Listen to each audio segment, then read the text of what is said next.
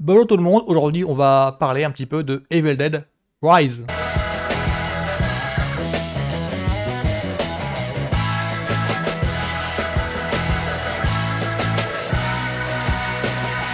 Alors ouais, petite vidéo à propos de la bonne annonce de Evil Dead Rise. Alors je sais pas trop si c'est un quatrième ou un cinquième. Oui, parce que ce projet a une particularité. C'est que, alors, moi je suis grand fan de films d'horreur. Aussi, hein, il n'y a pas que les comics, hein, il y a aussi les films d'horreur. Et donc, alors Evil Dead de base, pour moi, sera jamais les films, surtout les trois premiers, de Sam Raimi, le grand Sam Raimi. Et le souci qu'il y a, je crois qu'il y a eu un bug avec le remake reboot. Je crois que c'est ça. C'est grosso modo le Evil Dead Rise qu'on va voir, donc je vais faire, dont je vais regarder la balance. C'est donc une espèce de reboot, remake du premier Evil Dead, mais vraiment, ça, je crois que c'est un rapport. Alors, j'ai raté la série avec, je crois que c'est avec Bruce Campbell qui se voulait genre un réel quatrième volet, enfin, c'est une réelle suite à la trilogie. Le reboot, je crois que c'est Frédéric Alvarez, il me semble, si je me trompe pas, qui est passé genre il y a 4 5 ans. Alors, normalement, en fait, alors, si je comprends bien le schmilblick, de base, après le reboot, il était censé y avoir une espèce de film genre Evil Dead Army of the Darkness de l'Armée des Ténèbres 2. C'est le titre original de Evil Dead 3. C'est l'un des titres en fait. Et le souci qu'il y a, je crois que c'est qu'il y a eu Maldon, c'est des problèmes de développement qui ont empêché ça.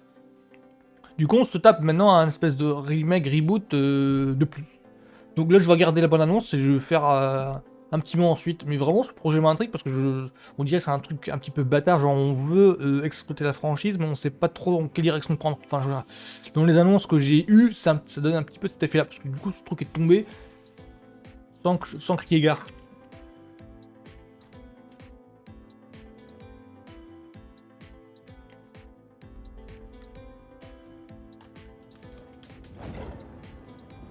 Ouais, donc logiquement, on se retrouve déjà dans la cabane, c'est ça? Ouais, on reconnaît la... Ouais, c'est ça. Ouh là, non, c'est même pas la même cabane. C'était une journée parfaite. Et la seule chose que j'avais à l'esprit était cette envie folle de vous ouvrir, On dirait de plus vous un... faufiler dans vos corps, Qu'ils ont foutu. pour qu'on reste une famille unie à jamais.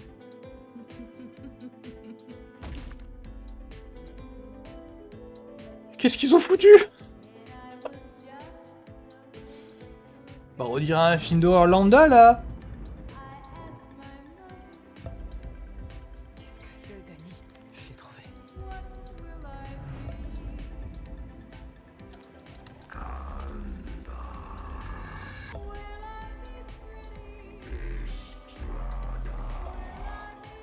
C'est quoi le truc là? C'est quoi le délire?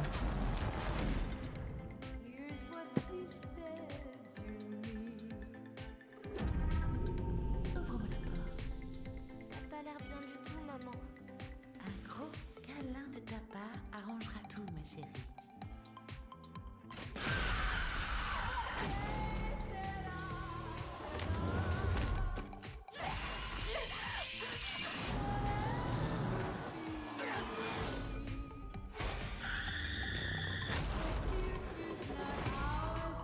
Ouais, je commence à voir le délire. C'est peut-être sympa. Tire de là, je te le promets. Tu seras une bonne maman un jour, t'as ta belle. Tu crois? Oui, tu sais mentir aux enfants.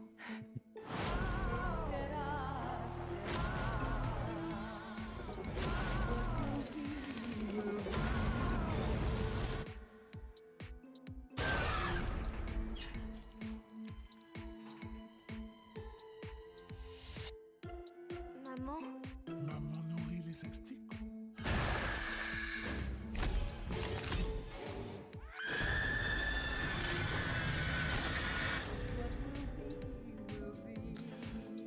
D'accord, je commence à voir le délire. Ouais, c'est peut-être sympathique. Ce que je comprends, moi, c'est en grosso modo, c'est une histoire qui se déroule dans l'univers d'Evil Dead. J'ai l'impression que c'est ça, c'est qu'en grosso modo, toute l'histoire, ça va être dans l'appartement. Et donc, il tombe et il tombe sur quelques éléments venant de la cabane. Je crois que c'est peut-être un truc dans ce genre-là. Il faudrait qu'ils expliquent un petit peu dans le film les liens qu'il y a, pourquoi ils tombent sur le Necronomicon d'abord. Le Necronomicon, c'est le bouquin, quand on récite en fait les textes à l'intérieur, ça réveille les morts. Mais vraiment, c'est un petit peu ça, tout le délire de Evil Dead, c'est que dans le premier, je rappelle, c'est des jeunes qui passent un week-end dans une cabane, et dans la cabane, il y a le Necronomicon, et le Necronomicon, on l'étudie un petit peu plus. Il me semble que, si je me trompe pas, c'est d'ailleurs Bruce Campbell, hein, c'est le H en fait, qui lit à haute voix en fait les premiers textes qui paraissent un petit peu absurdes, genre qu'est-ce que c'est, genre il lit des trucs dans genre qu'est-ce que c'est que ce délire, et donc il les lit à haute voix pour essayer de comprendre en fait ce qu'il lit. Je crois que c'est plus facile en fait. Et en faisant ça, en fait, c'est comme s'il invoquait en fait l'esprit de la forêt. Enfin, je crois que c'était, il me semble que le délire, ça commence à partir de, comme ça, de cette manière-là. Et là, il va falloir qu'ils expliquent pourquoi est-ce que le Necronomicon se retrouve dans les mains d'une famille américaine typique. Dans un appart. Je crois que c'est un petit peu ça. Ça me rappelle un petit peu le même délire que Démon 1 et Démon 2. Je sais pas si vous connaissez ces films des années 70 de Lamberto Bava, italien, où c'est un petit peu près le même délire. C'est-à-dire il y a le délire de possession démoniaque, se retrouver, démon et démon 2, c'est un petit peu ça le délire, c'est que grosso modo, dans le premier, démon numéro 1, c'était une projection de film qui avait pour conséquence le soulèvement de démons, comment expliquer ça sans spoiler le film. Et dans le deuxième, c'était une transmission du même film à la télévision dans un immeuble qui avait le même effet. J'ai l'impression d'avoir le même effet en fait qu'ils ont. C'est à voir si dans Evil Dead Rises là, ils vont incorporer les éléments, mais plus comme ça que le clin d'œil. C'est-à-dire que est-ce qu'ils vont vraiment raconter l'histoire de Ash? Est-ce qu'ils vont raconter l'histoire des mecs dans la cabane des 2 ou 3 premiers? Parce que c'est ça un peu le problème des Evil Dead numéro 1 et 2, c'est qu'on a l'impression qu'en fait, les connaisseurs savent pourquoi. Je crois que c'est une question de droit. Mais si un nouveau public maintenant redécouvre ça, ils vont rien comprendre. Donc je me demande s'ils vont incorporer, et de quelle manière ils vont incorporer l'histoire en fait avec Ash. Parce que, et pas juste en simple clin d'œil, parce que je crois que Bruce Campbell ne fait pas partie de ce projet-là. Je crois qu'il y a juste que Sam Raimi qui fait partie de ce projet-là en tant que producteur exécutif ou un truc dans le genre. Mais parce qu'on reconnaît la patte, on reconnaît les velléités dans la bande-annonce, on reconnaît les velléités. Il y a quelques plans et quelques scènes, situations dépeintes dans ce trailer-là. Ouais, Sam Raimi aurait pu faire les mêmes, donc je pense qu'il a dû... Alors, soit c'est le réal qui veut rendre hommage au grand maître Sam Raimi, soit c'est Sam Raimi qui a soufflé quelques idées, parce que c'est pas impossible que le mec il soit... que le mec soit intervenu dans le projet, genre, oui, vous me faites ça et ça pour décoincer cette situation. Ça m'étonnerait pas, quoi. Donc, Evil Dead Rise, ouais, pourquoi pas. Mais il faut vraiment pas s'attendre à ce que ce soit du niveau d'un Evil Dead. Vraiment pas.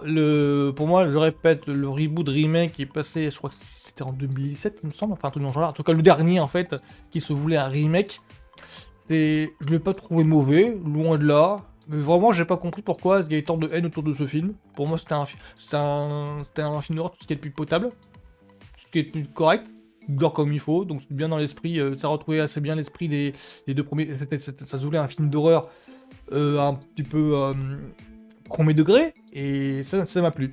Donc Evil Dead Rise, ouais, pourquoi pas, ça peut le faire.